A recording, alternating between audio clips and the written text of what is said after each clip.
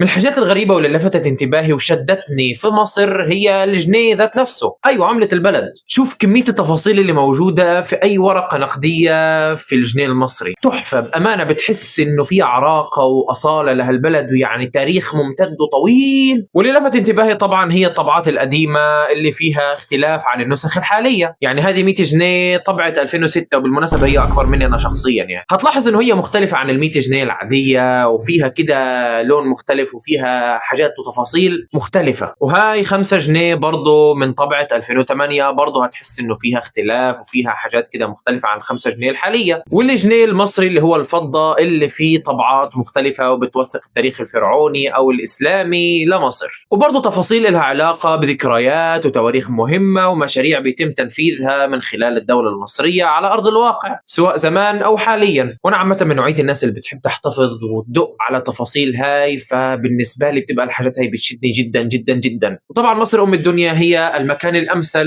لهيك عادة أو هيك هواية ممكن إنه هي تبقى في حياتك. فلو عجبك الفيديو تابعني عشان تشوف كل ما يخص أم الدنيا.